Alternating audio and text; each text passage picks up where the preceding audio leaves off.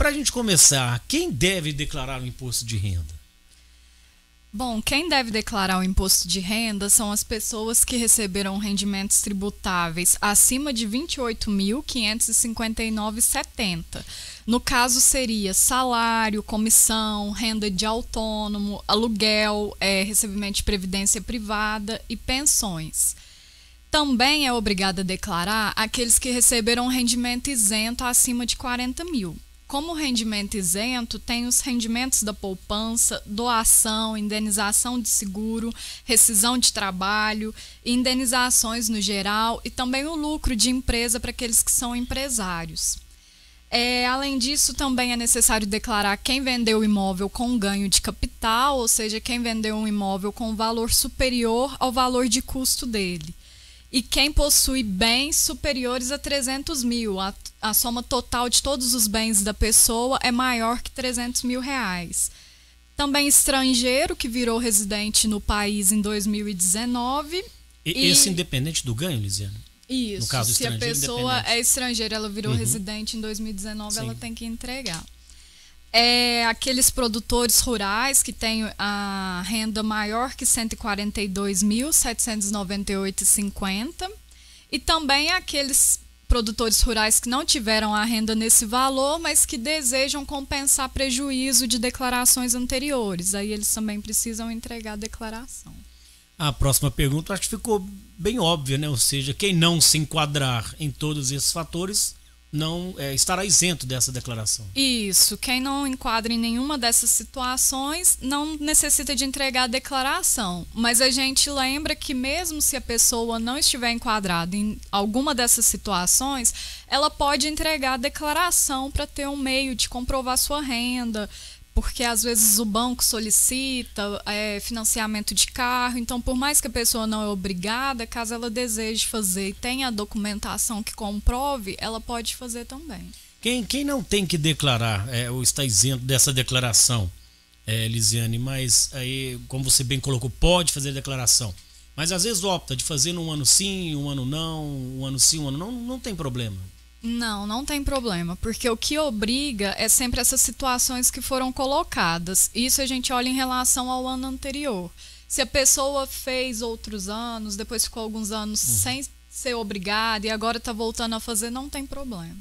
A pessoa, durante o ano base, no caso, 2019, trabalhou alguns meses sem constar aí no contra-cheque dele o desconto do imposto de renda. A partir de determinado mês veio o desconto.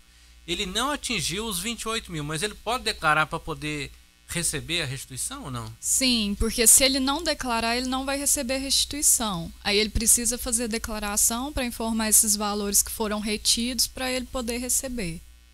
No caso deste ano, há novidades em termos das regras da declaração para 2020, Lisiane? Sim, para esse ano nós temos algumas novidades. Mudou o prazo de restituição do imposto de renda, agora já inicia a partir de maio o pagamento e ele vai ser feito em 6 cotas.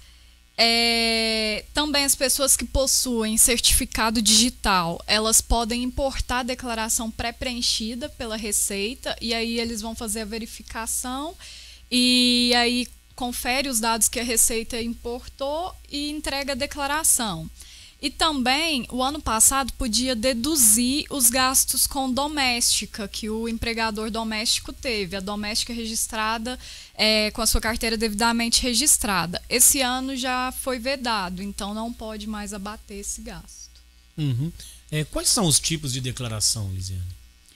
Nós temos a declaração completa e a declaração simplificada. A declaração completa, ela é melhor para aqueles que possuem os comprovantes de despesa com ensino, com médico, com dentista, e que essas despesas elas são maiores que 20% da renda da pessoa. A simplificada é para aquela pessoa que não tem todos esses comprovantes ou que talvez até tenha, mas o valor é menor que 20% da renda da pessoa. Aí ela entrega simplificada porque ela vai ter um desconto padrão que a Receita concede, que é de 20% sobre o valor da renda tributada. E quais os documentos são necessários para a declaração do imposto de renda? A lista de documentos é um pouquinho extensa. É a última declaração do imposto de renda para aqueles que tiverem feito. A identidade, o título de eleitor, comprovante de residência, o informe de rendimento que a empresa fornece ao funcionário, com todos os valores que foram pagos a ele, valor de INSS, imposto retido. O informe bancário, que o banco fornece um informe anual exclusivo para imposto de renda. Esse não é um extrato mensal, é informe anual para imposto de renda. Relatório dos empréstimos e financiamentos que a pessoa possui. Aqueles que efetuaram o saque do FGTS, o extrato do FGTS. Os que têm dependente, o nome, a data de nascimento e o CPF dos dependentes. Os comprovantes de despesa para aqueles que têm, os comprovantes de compra e de venda dos bens em 2019, cópia da escritura dos imóveis que possui e certificado de veículo que possui, e também o carnê do IPTU. Ou seja, realmente são muitos documentos, né? Tem que ter muita atenção. E quem pode, Lisiane, ser declarado como dependente?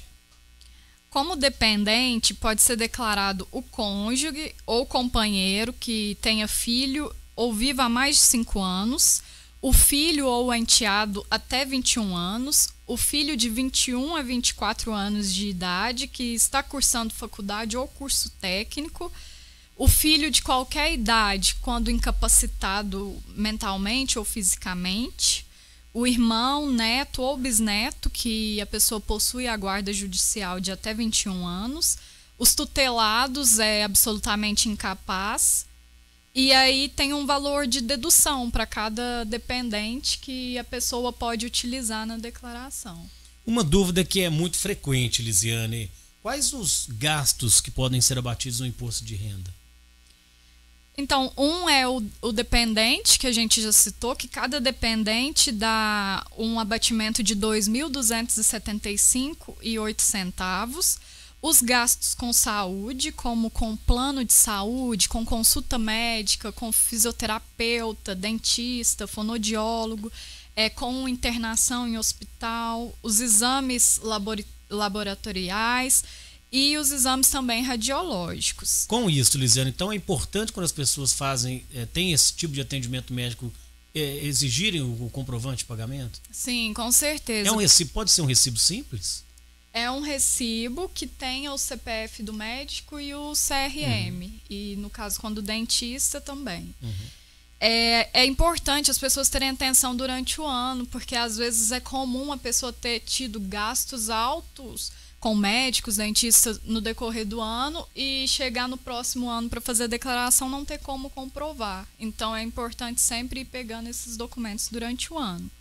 Além disso, também tem as despesas de parto, que também pode ser deduzida, as despesas com educação, como escola, faculdade, curso técnico e pós-graduação.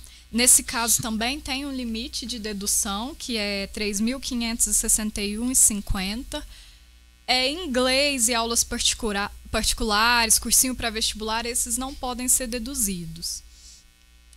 Também pode deduzir o INSS, a previdência privada do tipo PGBL, FAP e corretagem no caso de venda de imóveis, o valor que foi pago ao corretor também pode ser deduzido. E por último, a pensão alimentícia, para aqueles que têm um valor estipulado pela justiça, também pode ser deduzido.